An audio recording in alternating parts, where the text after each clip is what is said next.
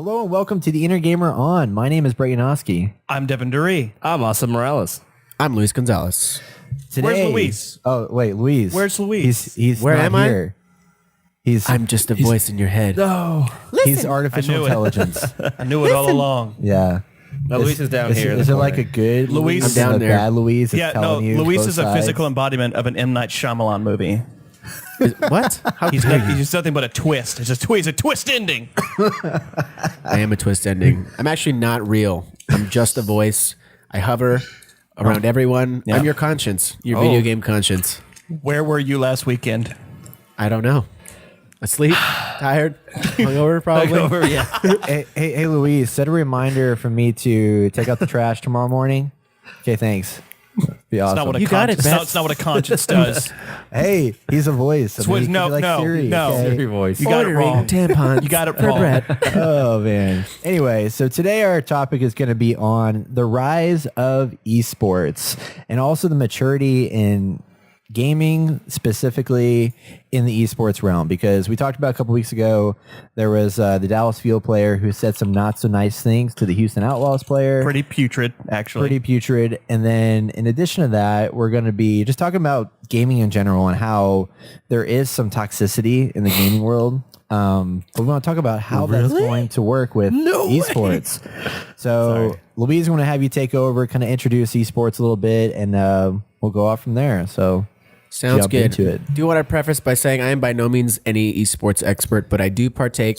There are tons of esports to watch, tons of games to partake in, but I do know a thing or two, and esports is great. At a very high level, esports has been around forever.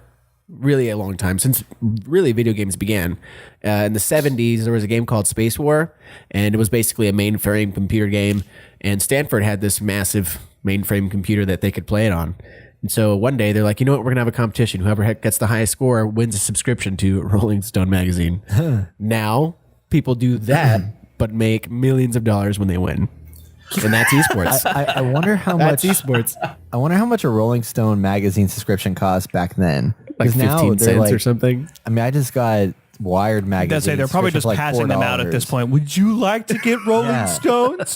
So crazy. Imagine that's what it was. Be like, yeah, this guy's the biggest earner in esports, and he has so many subscriptions to Rolling Stone. It's ridiculous. Nowadays, but- they get you 2 subscriptions. Ooh. Thanks, Stanford. Oh my And gosh. Amazon Prime membership or something like that. That's There you go. basically the equivalent. But since then, esports has just gone on this crazy roller coaster.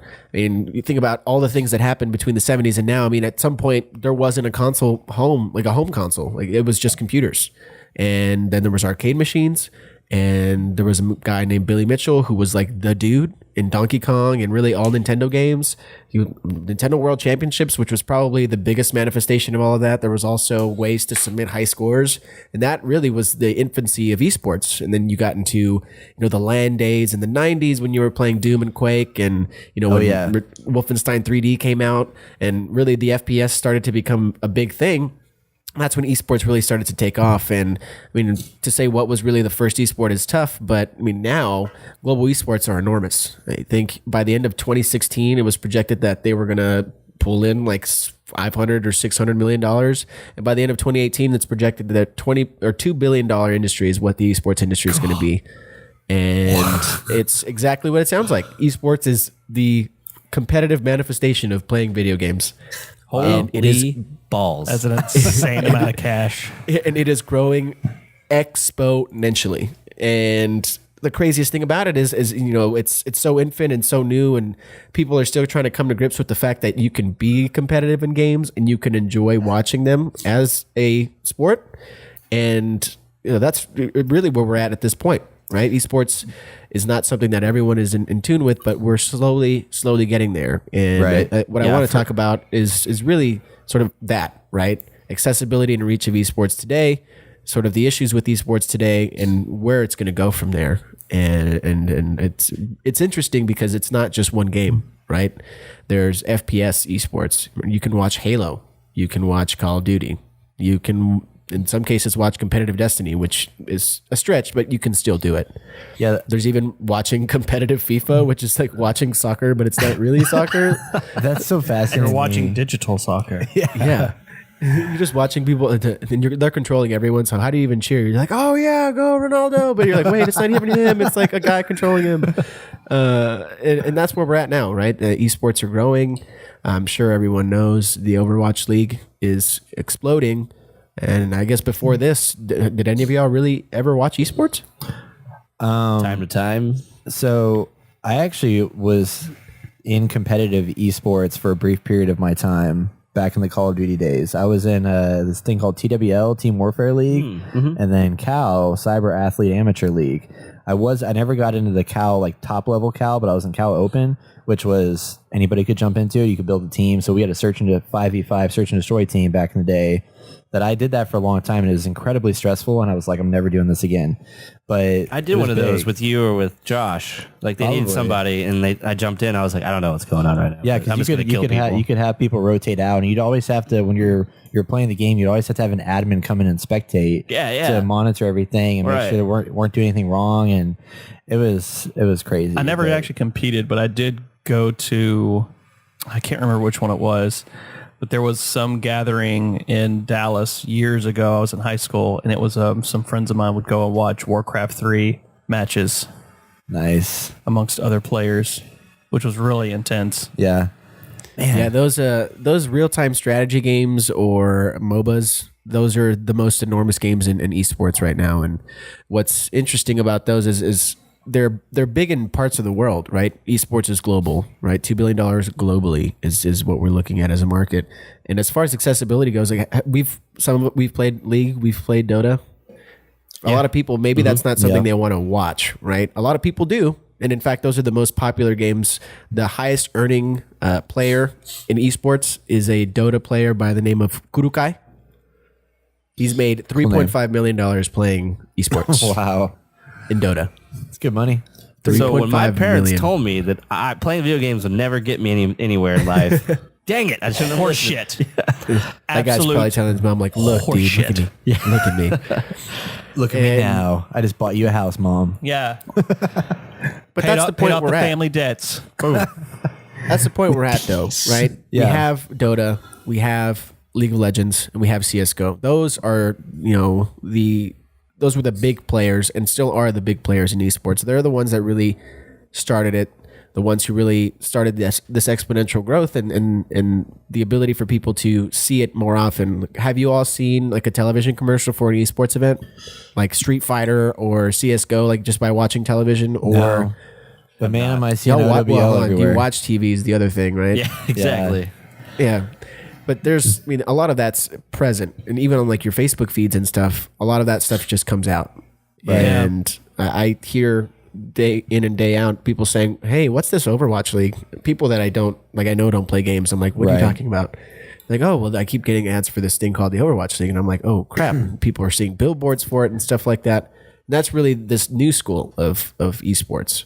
And where I think accessibility is trying to be reached with everyone.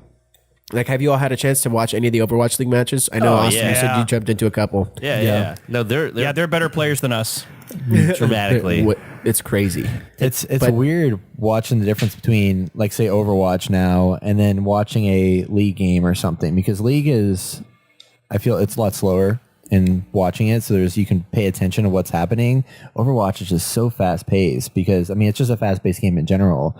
So it's weird transitioning to Especially watching with this, three and I can't Lucios. imagine. Yeah, exactly. I can imagine being an announcer in that situation with how quick man. things are moving. Yeah. Having to keep track of all the actions that are going on the screen. Such a good job. Like you have to know those characters and know how to play them yourself. I feel like in order to To really understand what's going on. Yeah, exactly. And that's really, and that's what's so interesting about esports too is well, one, you guys hit it right on the head, right?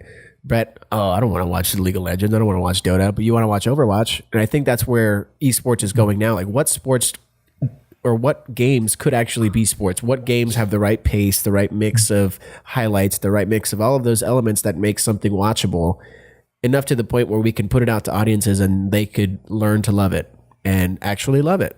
And I think the Overwatch League is probably that first step in this new school of esports and this ability to, reach people like that. I mean, the Overwatch League has a massive partnership with Twitch to stream it all.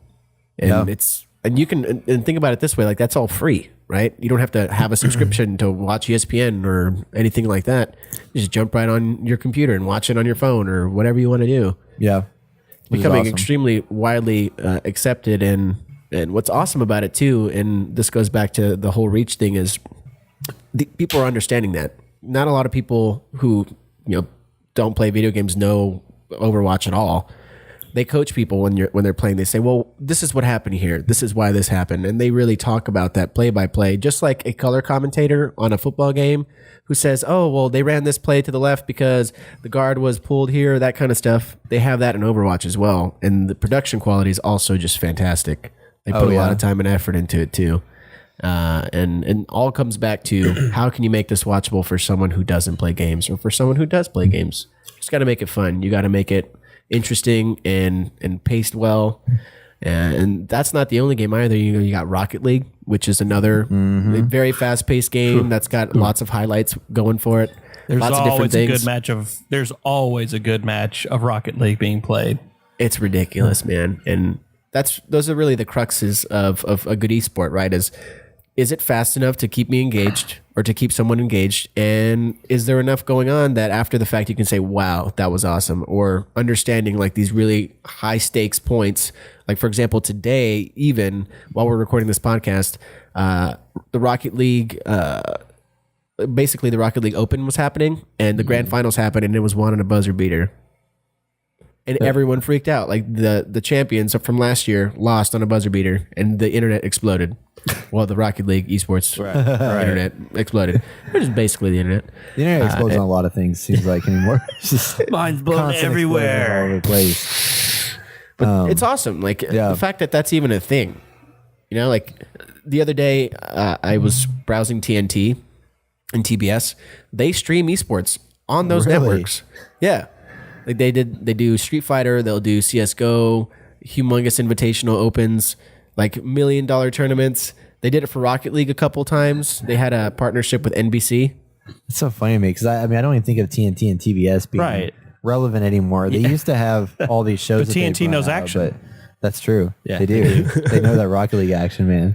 It's all about that life. So on that note of like these weird, not these weird, but these channels like doing this stuff. Like I've heard the argument against esports because they wanted to bring it to CNN, or not CNN, on ESPN, and people that I work with and stuff like that are like, why are they doing that? Like, this is not a sport. This is not something to be put on there. Like, I just want my soccer and football and basketball. Like, this is some bullshit and just outrage. Like, why does ESPN also show things like Texas Hold'em games being played? Hey, I watched Professional Bags on ESPN, and that shit was riveting. Wait, professional what? Bags, like cornhole. Oh my god, I didn't know that was and the thing. darts. That's funny. Yeah, and it was on ESPN proper, not ESPN 2 or the Ocho. Like it was actual ESPN. It was amazing. It's competition. I mean, if you can make it competitive, it can be a sport. I mean, but I think this goes to show like how big it's getting. Like everyday people, like you're saying, Luis, are starting to hear about it. I mean, obviously, there's going to be some backlash regardless, but it's just like now we've hit it. Like when gamers used to be the guys who would sit in their mom's basement in a hot summer day, sweating their asses off just to hang out with each other and play. Now we have these giant stages where we can go and light shows and stuff These like that. Giant hot stages, with 70 PCs in one room. I love it, love it, love it. in addition, if you're watching, don't forget to head over to theintergamer.net to catch our full podcast episode for our weekly game impressions as well as our gaming news. And it's there's hands and stuff around me. It's just distracting. That's okay. If you like this video, please like and subscribe. We're going to have a lot of new great content coming out.